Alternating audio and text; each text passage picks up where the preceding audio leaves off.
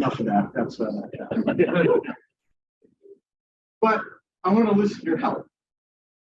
All right. I want you to consider continuing your journey with your zero trust deployment. And whether you think about it or not, you're probably already kind of down the road doing zero trust. I'm going to show you in the next couple of slides. So what we're going to do in this session, first off, we're going to remove the fear, uncertainty, and doubt around zero trust, right? There's a lot of spin out there from vendors in the industry about what it really is, right? We're going to understand why we need zero trust more than ever today.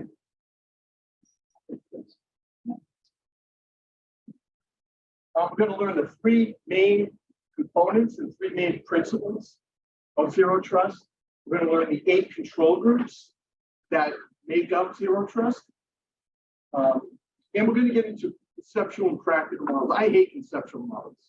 I hate those. So we're going to make those practical. How can you go out and start implementing zero trust when you get back to your organization starting on Thursday?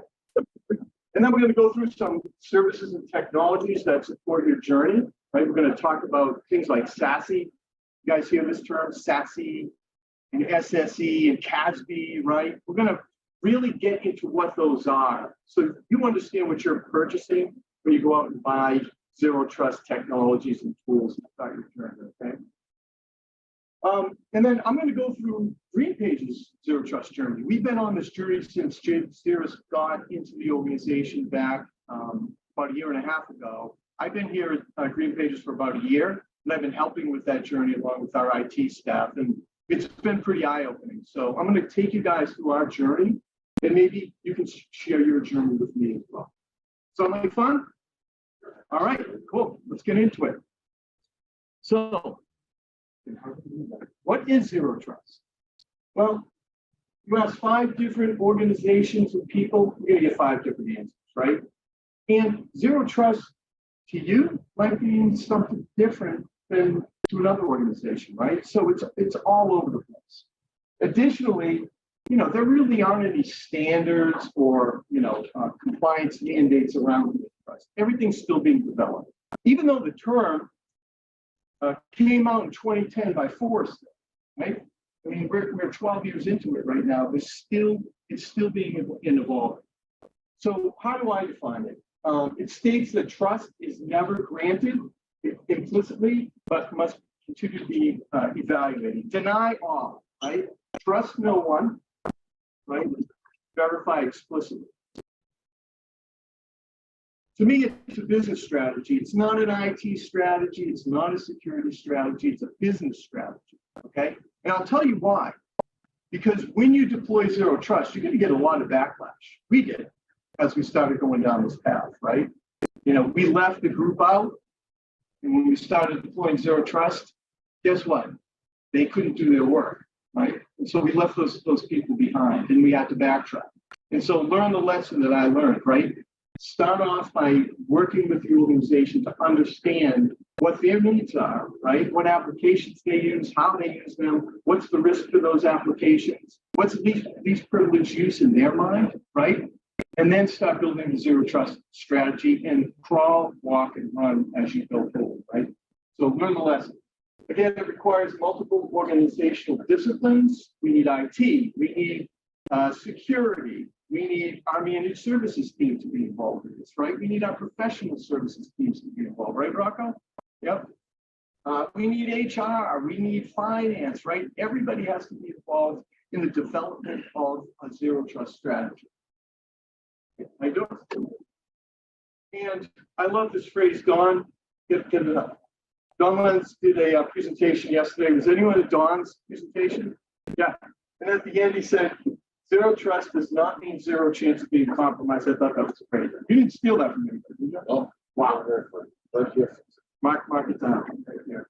Great from Don Lenz. What was that, Rocco? You better do it quick. So if you leave this room and you remember one thing, it's this slide. It's this slide right here, okay? Take a picture of it or, commit it to memory. There's 3 core principles that I want you to remember after you leave this room. Number 1, apply least privilege access, right? That's, it's not sharing of usernames, right, anymore, right? It's just-in-time access for the people who need that access to the applications they need access to in the time frame that they need to access it. If it's not common for somebody to log in at 2 in the morning and hit email or Salesforce, you don't allow it, right? So that's applying these privilege access. If they don't need read, if they only need read access to a certain application and not write access, that's what you want to give them. Apply that least privilege use. Number 2, verify explicitly, right? What does this mean?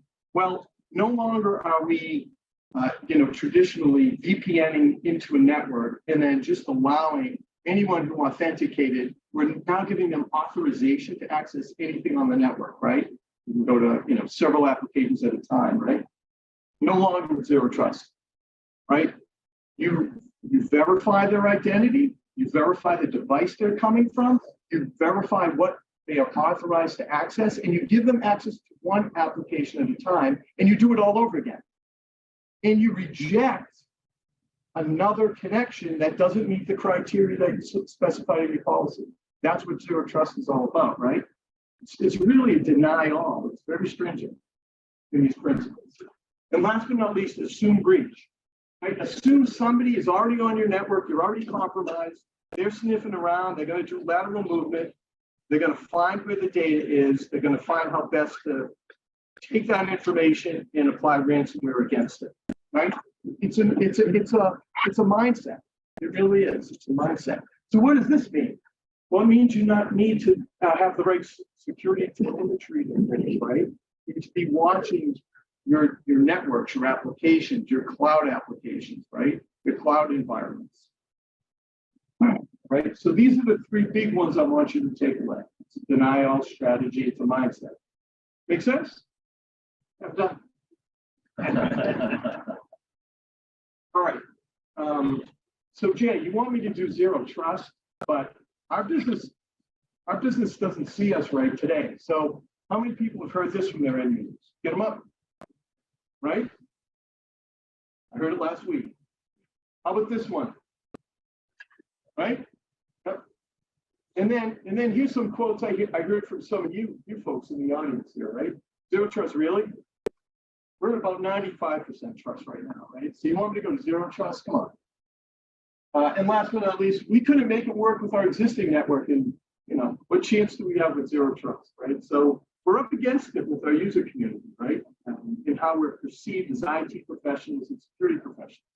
Yet, the reality of it is, and this is from a Kroll study, 71% of organizations have suffered greater than $5 billion in financial loss for 180 organizations that were assessed. That's crazy. And out of those 71, most of the companies got popped twice. Like 2 or more security incidents. Look at 23% at 6 to 10 security incidents in 18 months. What did you say before? The well has water. We keep going back to the well. But if you make it difficult for them to hit your network, hit your environment, hit your end users, guess what? They're going to go somewhere else because the well seems to be dry. Right? In addition, this is from a CIO magazine article in 2022, earlier in this year. And the top CIO concerns are combating cyber criminals, right? And the other one, right after it, is skill set mismatch in the industry, as far as security professionals are concerned. Like we're turning IT people into security people without any experience, without any training, and they're also doing their day job, right?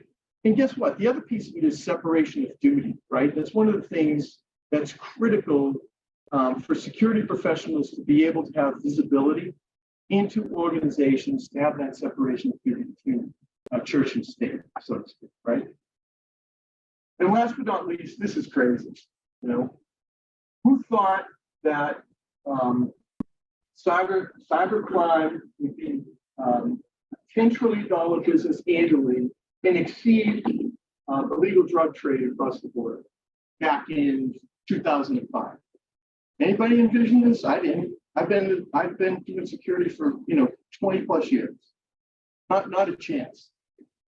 Very lucrative, right? So this is what we're up against. No, it sucks. Plain and simple. So this is why it's important to start thinking differently, right? I think, was it Sam from Arctic Wolf touched upon this a little bit. We have an old mentality of how we apply trust in our enterprises, right? In our cloud apps and all of our apps, right? We have this concept of the traditional perimeter. We have a firewall on the edge, and anything external to that is untrusted. But anything internal to it is trusted, right? You're on the network. You get an IP address, right? When you VPN in. I don't know, was anyone in the Nate and Randy's session where they actually did a live hack, right? Yeah. They showed once they got in lateral movement, how easy that is, right? These guys are really smart. And there's a lot of smart people in the world, right? Who use these tools and applications to do that. So this is broken. This is broken. This concept is broken. So we need a new concept. And that's where some of these new terms come in, right? SASE and secure service edge and software-defined perimeter and so on, right? All context around it. So that's going on, right? So the 90s called and they want their network back, right? Why? Well, we've moved to the cloud, right? We have SaaS applications, we have IAM, we have PaaS, applications. You guys on this and see if they want to go for it. Right. Number two, the remote workforce has changed. We're not working. No, it's great. And then the security landscape, right? It's a cat and mouse game now. It's totally different than it was, 10 years ago, right? Constantly chasing the bad guys, and we have to keep up with it. And what did Jay Stira say? They have to be right once. We have to be right all the time. And then yesterday's networks can't keep up, right? And we can't scale any longer with remote users, right? The old paradigm of VPNing in and being able to scale with remote users and having them bounce from our internal networks to a cloud application, it just doesn't work, right? It just does not work. All right, so this is the promise from Zero Trust. You guys, take it or leave it, right? This is the promise that the industry is touting. Number one, it reduces business and organizational risk, and I'll buy that, right? If you apply Zero Trust correctly. Number two is it reduces risk of data breach. Yeah, possibly. Yeah, I can see that. Number three, this is where I get a little, tough with this, is it simplifies overhead and complexity, right? I would say that in the beginning of your Zero Trust journey, it probably is going to be a little more daunting as you plan for it, right? And as you prepare to develop policies for the whole organization to consume, so you're securely getting people to the applications they need to get them when they need to get to them, and you're also monitoring, right, and assuming that breach, right, getting telemetry and acting upon that telemetry. That's kind of a big lift for a lot of organizations who aren't doing this today, right? So it's a big strategy to kind of think about and get your head around within your whole organization. Reduces CapEx and OpEx. The claim here is low staffing requirements, because as you put these policies in place and you automate those policies for inspection, right, as people access remotely, internally, or whatever, then it's going to reduce the overhead. Your mileage may vary, right? Easier for the user. Today we have users clicking on VPN. They have to authenticate. They get multi-factor authentication every time they boot up. Really, what I've seen from some of the vendors out there is Azure system starts up. It starts up in the background, right? You authenticate, you still do the MFA, but that's it, right? Now you can access the applications you need to access, and that's where it does the secondary inspection for you, right? On-prem or in the cloud. So again, your mileage may vary. So how many people have had a vendor come in and say, our tool does Zero Trust? Happens all the time, right? But trust no one. Just like zero trust says, trust no one. Don't trust your vendors. Don't trust who you think he uses already. Call Mulder, call Scully. You know, the truth is out there somewhere. Scully says, Mulder, can zero trust be realized with one vendor? Mulder says, no way, Scully. Not a chance. But the truth is out there. We're going to find it together in the session today. How's that? Sound good? So let's get to it. So zero trust isn't catching on. This is from Okta. They recently put this out in 2022. They looked at some organizations to see if they were planning on deploying zero trust, had that in mind. You see back in 2019, only 16% of the organizations even had it as a thought. In 2022, it's now 97% of thinking about deploying zero trust in the organization. How about you guys? You feel that that's correct? No? Not even talking about portions. Yeah, More people have a good understanding of zero trust. that's the point, right? I think that's really it. I think, they're listening to vendors. Vendors are saying, deploy our tool. And then they're like, we're going to buy that tool. But planning to start in the coming months is a pretty low threshold again.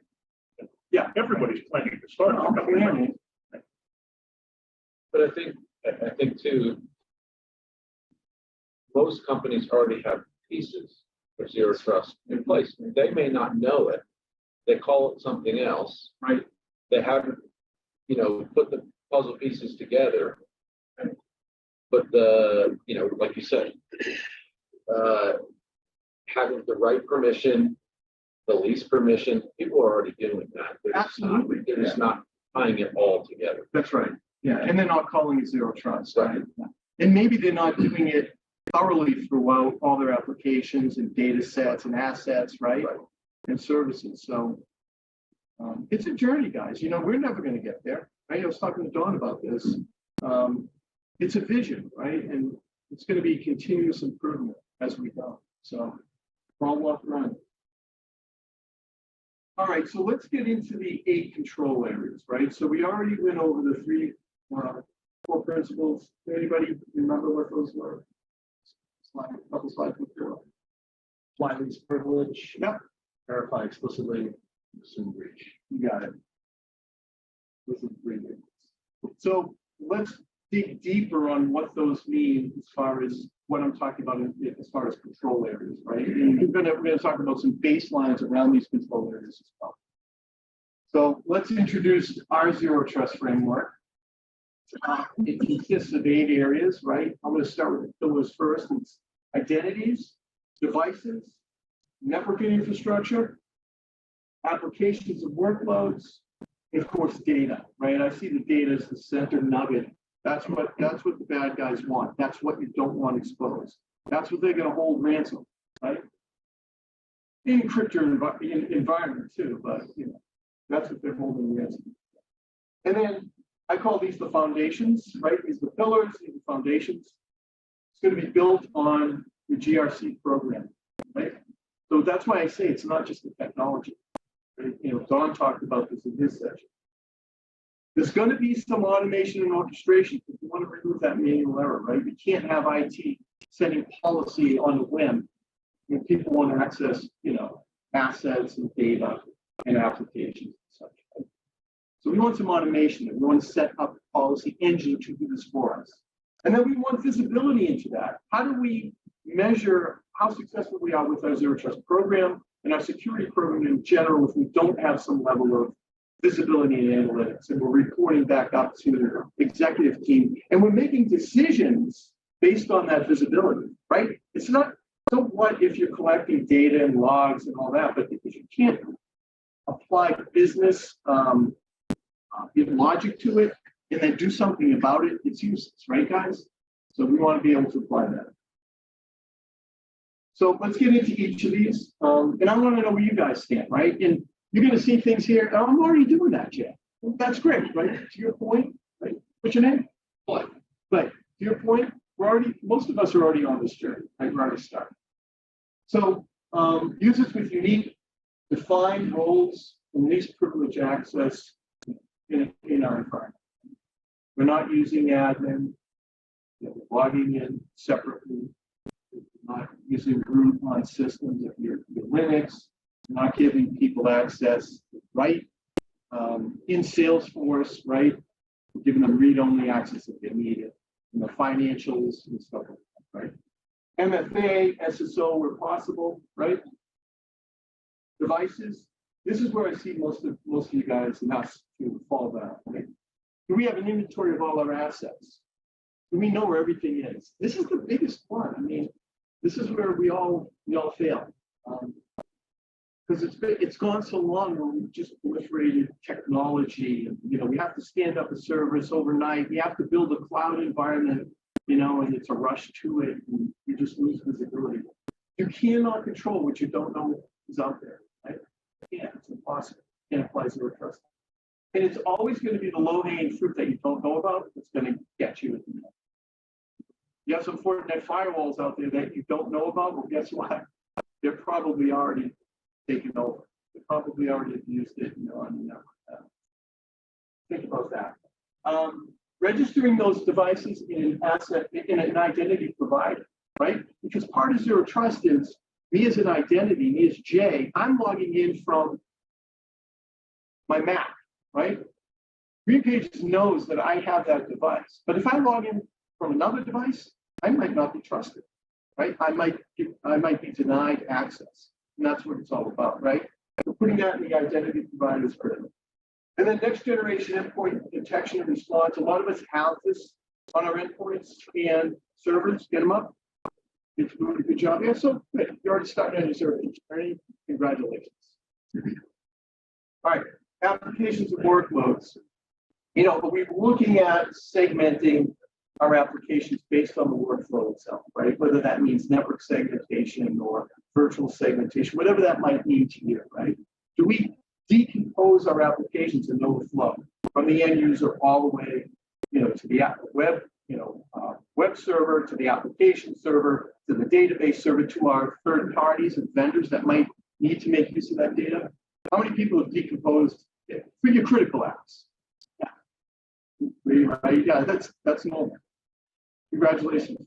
I'm going to pick your brain about how you did it. And then granular access control, again, based on this privilege, shift left philosophy. Odie's having a session over there about GitOps, DevSecOps today. But this is all about, you know, protecting that SDLC. How do you developers testing their code before it gets from security?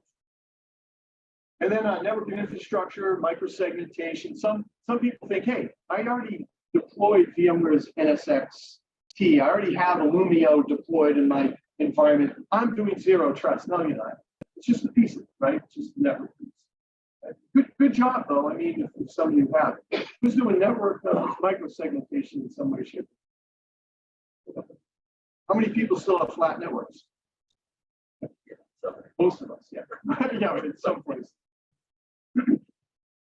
Right, and the rest, right? We have a vulnerability management program in place. We're doing Radius. We're incorporating, you know, our identities on our network devices and Linux devices back to an identity provider so that we can hold passwords, we can see who's logged in and all that good stuff, right?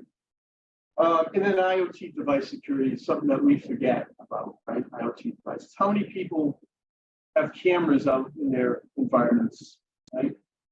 How old, you know, I'm working with an organization right now with cameras maybe 15, 20 years old. Do you think there's any patches, right, that are, you know, coming down the pipe to patch those, right? I worked for, I was a VCSO for a big franchisee. There's some of you know me, I've told you this story already. A big franchisee, 8,000 stores, every store had a camera and IoT devices. And it was a cat and mouse game. At one point, they took over one of the cameras in a mall where, you know, they're selling donuts and serving coffee. And now you know the franchisee probably stopped by their store on the way to the session. And they were posting the video on the internet. Big deal, but I mean, they took over the camera, right? So IoT device, that's going to be a huge vector going forward in the future. And then data. How many people have classified their data, have a data classification scheme in their security policy? Yeah, very few of us, yeah. A couple of you guys, good job. Are you applying any data labeling? Labeling any of your data that says PII data, this is something. And then subsequently incorporating DLP. And then encryption is great, right? A lot of companies we work with, where we take information and it's PII information and we ship it to this SFTP server and then we share it with our third party, but it's SFTP. Like, so what do you do with the data on the SFTP server? Is that encrypted at rest? No. Well, what do you do with that data? Well, you scrub it? Do you shred it? Nope. It's still out there. How long has it been out there for? Probably 5 years. So we have 5 years worth of data unencrypted somewhere on our network that's probably, not secured by segmentation. So a lot of things to think about, guys, right? And this is basic stuff, right? That we all think about every day and it keeps us up at night. All right, let's go through the foundational pieces, governance, risk, and compliance. What Palo Alto defined as a protect surface, right? That includes our data, our assets, right? Our applications, right? And our services. And by services, I mean IT services like DNS, some of our core services that we rely on. IT. That needs to be up and running. Formal security and risk management programs, and it has to be multiple disciplinary pieces here, right? We want to bring in different organizations into the mix here to identify our risks. And why is this third one important? Well, from these standards and guidelines and policies, that's where we're going to develop our policy engines, right? For some of the technology I'm going to show you in a little bit. So if you don't do this, when you're guessing at what the security policies need to be and how you're making a decision to bring identities and devices into the mix, to your SaaS applications, to your enterprise, to your data, right? If you don't do this basic thing, you're screwed, right? So this is the first thing you need to do. And then what compliance and regulatory mandates do you need to adhere to and make part of your policies and your security programs? And then putting the right KPIs and measurements in place to support your governance, risk, and compliance program. Did I do good there, Don? You're the man. All right. And then automation orchestration, we want to remove that human error, right? We want to have a policy engine that can make the decision for us based on what we did up here. And then, be able to also, somebody mentioned this yesterday, but setting up, the right telemetry and visibility that's down here so that we can respond to threats, security incidents. And then last but not least, visibility on how effective our Zero Trust program is. And then making sure that we, have visibility into our protect surface that we talked about up there. Again, asset management, how vulnerable are those systems and applying the right patches and so on. Make sense? Other than that, fine, right? Is that okay to say? Sure. All right, so let's get into this conceptual model. I hate conceptual models, but let me just walk through and then we'll get back to it. So we have data and applications that we want to access, right? We do that through, if you decompose your applications and data, they run on infrastructure, they run on networks, right? You have to use these to get to these, right? And then you have identities and devices that need to access data maps, right? So it's a simple diagram. What you have here in the center is a security policy enforcement,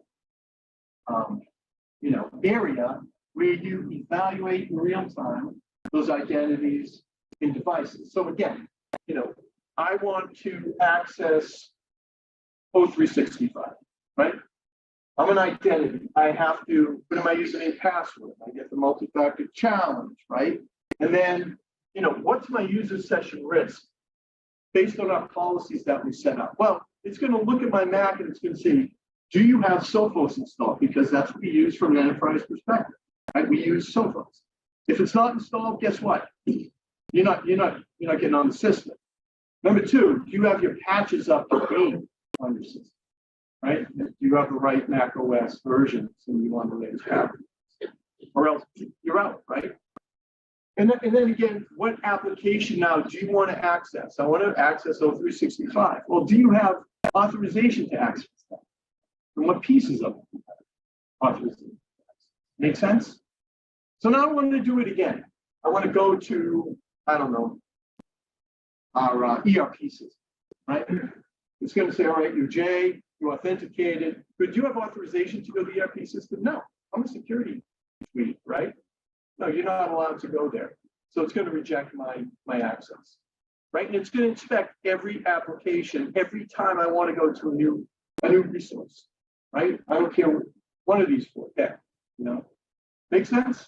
Super easy, right? Think of this as, Gandalf, in the middle. You shall not pass. Think of it like that. So enabling zero trust. Let's get a little more practical here. A lot of acronyms I'm throwing at you. We're going to define each of these, and let's see if you can keep up. I'm learning this stuff too. As it's changing as it goes. So let's take our zero trust strategy here that we're talking about, our business strategy. Let's apply those principles up there. Right, I want to reemphasize that again. And now let's lay on top some technology that might help us do the automation, do the visibility, right? Do the analytics for us and contain those identities and devices and secure those applications.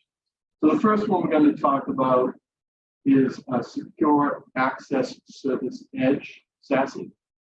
Yep, we've heard about this before, right? SASE encompasses, at a minimum, these four things, right?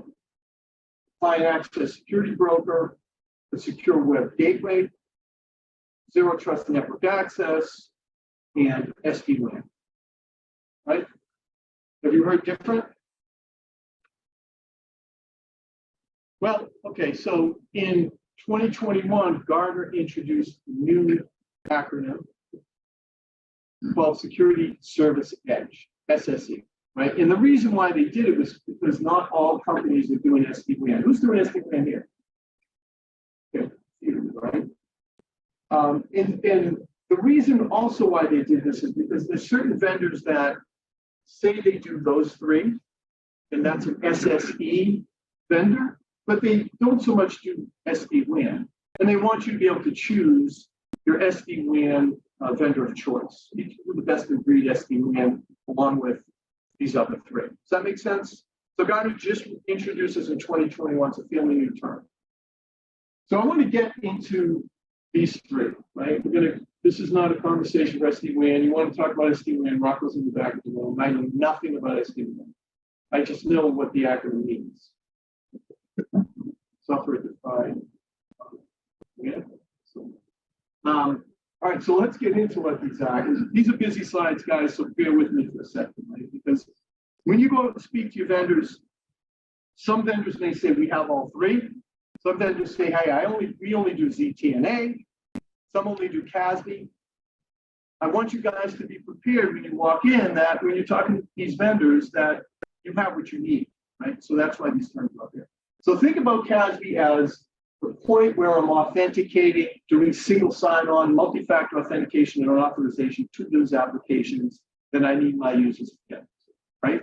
Mostly we're talking like SaaS applications, cloud applications, right? But there are some on-premise solutions if you do have resources and workloads that you need to access on that. So that's your CASB.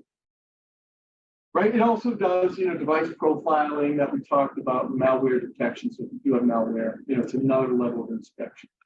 Right, secure web gateway is the most intrusive out of all these three.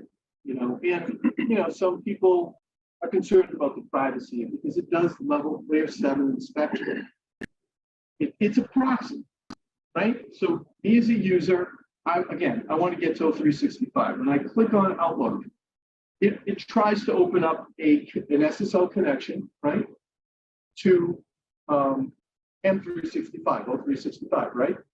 And it's secure. What the secure web gateway wants is it wants the encryption key. It wants to do decryption here. So it can do some level of inspection for malicious code, to allow or disallow based on, keywords, PII, whatever, right? And so people are concerned about privacy here, just to let you know. So ask your vendor, what's being opened up, what visibility does IT have, how do I put the fears of my end users at rest here, okay? And then last but not least, zero trust network access, or AKA software-defined perimeter. This was a term developed by the Cloud Security Alliance back, I think, in 2017, 2018.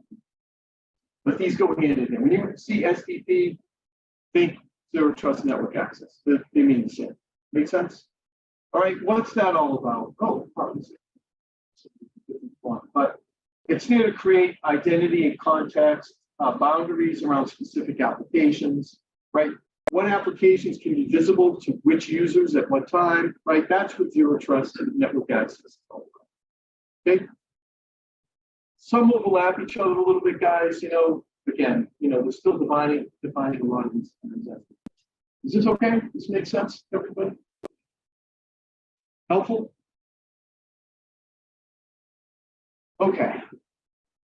So let's look at the SSE market and some of the trends.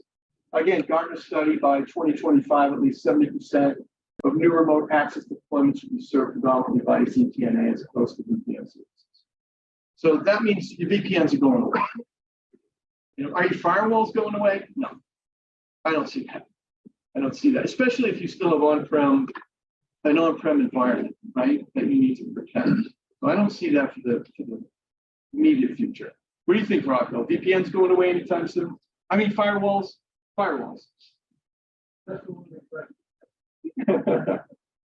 Eventually. And I know that some firewall services be incorporated into things like the F5s and some of those stuff. Yeah. Yeah. Right.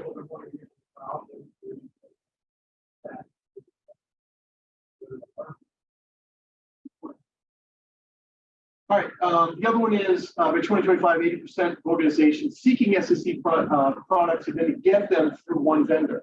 Because, vendors are now putting a wrapper on those three babies, right? CASB, software, gateways, and ZTNA. And the last time I looked, and this was last week, there's more than 80 products that list itself as SSE tools out there. 80 different products. So good luck with your search. I'll tell you what we use, and you can pull the Gartner Magic Quadrant. I have a link to the Magic Quadrant in here for you guys when you're ready. You can pull that one. All right, I'm going to talk a little bit about our zero trust. And, then ask some questions about you and your journey. So, for the foundational pieces of our pillar there,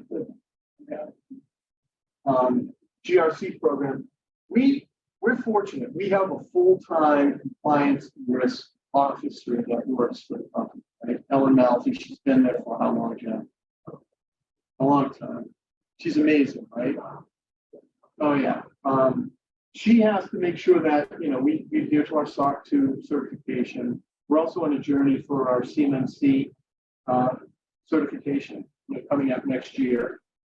We just did a third-party CMMC assessment, and the auditors are in every quarter, right, for SOC 2. So she needs to maintain the policies and the processes, right? She needs to make sure that we're all running through security awareness training, right? We get dinged on that. We have to do vulnerability scanning every quarter. We have to do pen testing every year, right? We have a lot to do. She runs that program like a hawk. We just got a new system in place, KnowBe4, KCM, where she's able to put all these policies in place. She's able to put our risk register up there. She's able to track all of our compliance gotchas and assign some of these to our IT staff and security staff for remediation. You've used KCM, it's a good tool, right? We also have a vendor risk management program that we just deployed this year. It just hit the ground in June of this year, right? We use a platform called Panorays. It's another SaaS application. We have a process when we onboard vendors, they go through a risk assessment, right? And I think JP mentioned it the other day. We scan a company externally, where we ensure that externally they're pretty protected. We give them a risk ranking score, and then depending on who the vendor is, we're not going to send this to AWS because AWS is going to come and tell us to go pound sand, right? But we send out questionnaires based on some criteria around how important that vendor is to GreenPages, right? So are they strategic or are they tactical, right? The tactical vendors are going to get probably just a short, like 5 questions. You work on that. Short survey. Yep, short survey. The more strategic ones that help, beef up our services get the longer one, and they get a score right in Panorays that is visible to our executive team. So we can push back on the vendors and support them in improving their security programs, right? So we took that on this year. We just started our BIA program, Business Impact Analysis, right? Don spoke about BIA, right? It's identifying all your business services, right? Your GreenPages, right? And putting dependencies around those services. So, what applications support those business services? So, managed services, that's a big service of ours, right? What applications and systems, we need to decompose that and put it in its own protect surface in order to do zero trust, because zero trust says you need to identify those, right? We need to put a wrapper around those for SOC 2, because we're doing SOC 2 against that managed services program, right? And so we need to identify what that is. And the BIA also yields RTOs and RPOs. You guys know what these are? Recovery time and recovery point objectives for your BCDR planning, right? And we put everything into tiers, right? From tier 0, which means this stuff needs to be up immediately, right? These are the IT services we talked about, the DNS stuff, your network needs to be set up in advance. All your backup and restore stuff that if you do get hit, it's there in a DR segment. And then tier 1 services, what needs to be recovered in 4 hours, tier 2, 4 days, and so on, right? So we do tiering around that as well, and that's how we're building our DR and business continuity. And then we have a strong data governance program. We just started a data governance council to identify where our data is. Do we have PCI data? Where's our PII data? Where's our vendor information? Where's our customer information? We want to make sure that that's protected at the right level. So all this plays into it. And then automation and orchestration. Visibility and analytics. We use a lot of tools around that. Arctic Wolf, Sophos, Orca now, because we're just doing a big migration over to Azure. We're moving all of our on-prem stuff over to Azure. And so we need visibility as we stand up this new cloud environment. We want to make sure we're doing it right. There's no misconfigurations.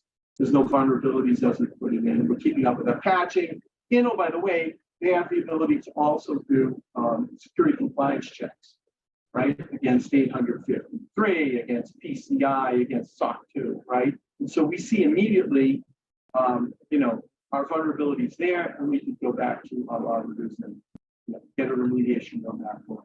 Because it's all visible. And that goes into real business. All right, and then last but not least, we have service line. You guys know we use that on the back end, whoever uses our managed services. And we use that for automation and orchestration. Automatically open up tickets. We have workflow behind that. We assign it to ensure that's good. And then on the pillar side, identity and access management. We use Azure AD, Active Directory, Duo for MFA. In devices, asset, inventory, and patch, we use Manage Engine and Opsram. Infrastructure devices, Sophos, Arctic Wolf, those are agency systems that get deployed, well, even on endpoints. And then SME policy enforcement. We're just rolling out a Zscaler implementation as we speak as SSE. Jay talked about this. We're going to do the CASB portion of that first, but it's going to evolve into the full SSE and Questions? Are you, I see you have third-party risk assessment, and SOC 2 separate from your vendor risk management. Are you also using SOC 2 for your vendor risk? Are you asking out of them to see their assessments? You mean the people doing our auditing? Well, that's your internal auditing. Yeah. But are you also asking that of your vendors and putting that information into span arrays? If they are sought to have the SOC 2 attestation, absolutely, yeah. We ask them for those reports, we review those reports, but those that don't have those reports, which are more numerous. Absolutely. Well, this is a question. This is a question we're going through right now. Do you then have your own questionnaire? Yes. Yep. And what are you basing that off of? NIST, NIST CSF, CIS? How are you? Or is it just something you guys have homegrown built? We based it off of industry standards and this. It's a hybrid questionnaire, as well as questions that requirements that are posed to us from our customers. It's very specific that we currently want to impose on our vendors. So, and the other things from various compliance frameworks. And pen arrays allow you to upload all of that. Yes. Their profile. Yes. You assign them based on the risk profile of the vendors itself. So I said we have strategic vendors, and then we have tactical vendors. We have like 4 categories, I think, Yeah. right? And depending on each one of them, we have different. And we don't have to get into it now, but I would love to know how you're starting that process of identifying where a vendor sits, whether it's a critical vendor,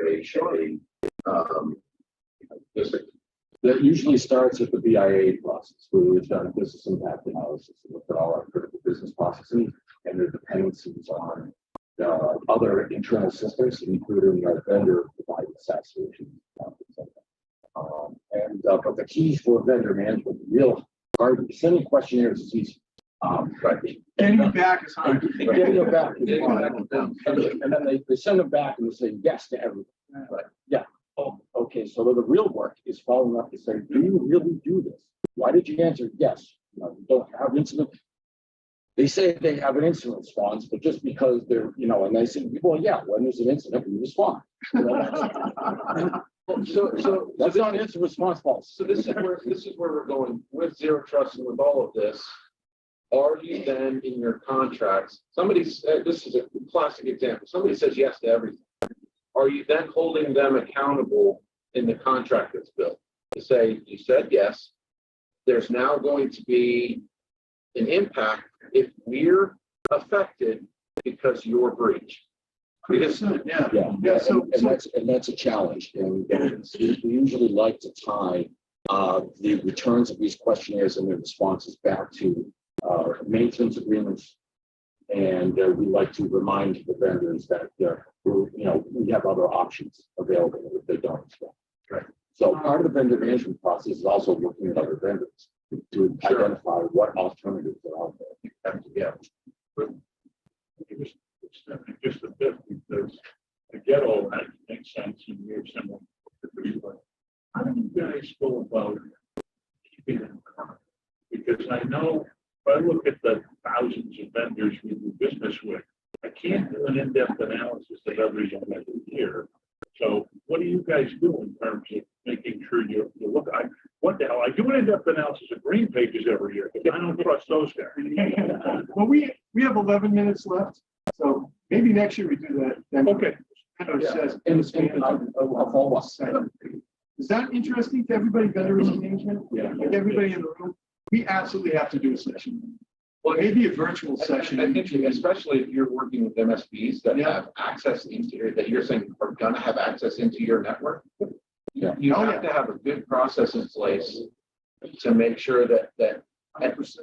and then I think you have to go to the point of, all right, how do I protect myself legally if they're not doing what they say? Absolutely. Clay, you hit it on the head, right? We have a lot of legacy vendors, and we're just starting this program up, like I just said, it's starting in June, right? So that's the challenge, is because there's so many vendors in there that we're now playing catch up, and they don't want to play because, hey, GreenPages never asked us to this before. But you know, they're already paying us, right? But if we put the pressure on them now, right? If we have some, explicit penalties we want to. Now, when contracts are up for renewal, that's where we got them, right? Because we're going to put it in the contract.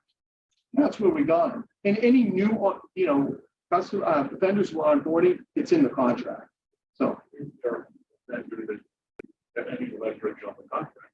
That's 100%. Yeah, like if it's AWS and Azure and stuff like that, you have to go to their webpage and that's what you get, right? No question. Hopefully, if they sign your paper has stipulations in regards to what they. That's right. That's. This is a bigger conversation. Yeah. So let's put it all together, right? At the policy enforcement area, there's tools and technologies like Zscaler. We're also partnering with Cable Networks, and you guys hear about these guys, right? They have a managed SSE. That's really cool. I talked to Kurt Marshall. He's the relationship manager for Cato. Microsoft has their own CASB, so they do some of this as well, right? And then on the identity side, we talked about MFA and Authenticator, but Zscaler, puts its presence on within your identity and on the device itself, right? So there's an agent that sits there. There's also Arctic Wolf, Sophos, Microsoft Endpoint Management that you can deploy there, right? For visibility and analytics, those are some of our partners there. Up here, governance, risk, and compliance. We talked about the InfoSec program, very important as a foundation. Your business impact analysis, your policies, and defining that protect service. Right? Identifying where your assets are, because that's the biggest vulnerability that you guys have. Not knowing where all the assets are. On the data protection side, we heard from Ryan earlier on the premise, rack top, encryption on the data side, make sure your encryption at rest and in flight. Microsoft DLP Purview, we're doing a lot about now. And then on the Apple workload side, you have check marks that does your security testing, both dynamic and static. Right? If you anybody doing development in your organizations, this whole shift left concept. And then Mimecast on email security side, maybe turn up here with data. And then networks, we're talking about micro-segmentation with Zero Networks. We're partnering with them. Color tokens is another, Lumio type thing, and then you have the old traditional MSS. We talked earlier about that being that firewall. Yeah. Yeah, if you're not on premise anymore, Rocco, right? What do you need a firewall for? The Zscaler will act on that behalf, right? If everything's SaaS and in the cloud. All right, what do we got left here? Oh, target success criteria. I have 7 minutes. Insights, enforcement, detection, and response. What does this mean? And some of your scope and stretch goals there for some of the metrics you want to get out of how successful you are throughout this program. I want to leave a couple of minutes for questions. Strategies to employ. Always work with GreenPages. We'll plug there. Always start with why, right? Roadmap, where you are now, where you want to go, right? Does that start with the NIST CSF assessment? You call them Dawn, getting in there, figuring out what your vendor management program looks like, and projecting a roadmap that's in a prioritized form. You guys can meet with Zero Trust objectives, give us a call, right? Rip and replace sounds good. I want to rip all my firewalls out and just move to Zscaler and get done with it. Not a good idea. It doesn't work. Big bang approach never does. Crawl, walk, run, right? Reuse and incorporate existing security monitoring and orchestration that you have in existence and build a roadmap to get to the maturity level you need to, right? And ensure security and business compliance policies. Make sure you're working with the business. I'm telling you, there will be backlash. Ask Rocco. All right, how can we help? Yeah, I think you saw the slide. Assess, modernize, and manage. We can come in and help. Do a zero trust assessment for you. The Dawn's doing now, the NIST assessments. We do a ton of pen testing, right? And vulnerability management, scanning. You can come in there, define where you're deficient, move you through a modernization, and manage your roadmap. And here's some free resources here that you can grab. I highly recommend the Gartner Magic Quadrant. Really good. If you're in Azure or in AWS, take a look at those two artifacts. Make sure you understand those. And then Zero Trust Journey, and then your Cato SASE. This is just a product white paper there, so you get an idea of what they offer. And then versus. And that's all I have, guys. Some questions? Yeah. Well, applying zero trust model to you highlighted vendors and kind of employees, but where do maybe independent contractors fit in that model? Yeah, it's a great question, right? In order to do zero trust, they have to be like your employees. They have to have, unless you're defining your protect surface and you're coordinating off all of those, all the data, the assets, right, the applications and the services, like really, what do they call it? Pull out the plug from any other part of your network for your developers, for instance, right? Is that going to be part of your protect surface or not? You have to define that, right? And then you have to define safeguards so that they can't jump that wall. But 100%, they need Zscaler, for our contractors coming in, they're going to have Duo, they're going to have Silk, they're going to have Arctic Wolf, they're going to have Zscaler. They'll go into the tech. After. Especially, we have managed services, right? We do have third parties that help us, on off hours. So it's critical that they're inspected. What kind of assessment are you doing for your independents? And you can probably done Amazon on it for themselves or their one person organization. Yeah, that falls back to our vendor management program. It's the questionnaires, it's the external scanning. And then again, depending on how important they are they strategic or not, we apply different rigor. So I hate to see it as a consultant. But when you say external scanning, are you what are you using for that? Is it I mean, I can tell you what we do. We use BitSite. Yeah, right. To start with It's a great external one. scans Yeah. Of all of our key vendors. But are you using anything else or just relying on that purely external? Or I guess what I'm saying is you're not going out and forming an external pen test of them. No. Something it just No, that's heavy. Generates stuff. Oh, it does. Okay. We would never admit that. Yeah, I don't know if you heard Don, but he said the Panarrays system that we have for vendor management system, that handles what BitSite does. So it's an external scan. It looks at vulnerabilities and how your crypto, if you have old ciphers and stuff like that. It does a reputation scan based on dark web and stuff like that. So we get a score on that. Good question. Yep, Scott. Oh, that's a good point. We're on Know Before security awareness training. So our more strategic partners, right? Those consultants, they need to go through the security training as well. And we have visibility into that. And Jacob Steers told me cut off access for people who didn't take that. Every quarter we have to take it, we have to pass the test, right? It's 15, 20 minutes. There were also key targets for our phishing. Yeah. Our phishing account where we send them fake phishing. We do social engineering. Social engineering on this content. We take our own tool too. So our engineers are on board with our base. We have to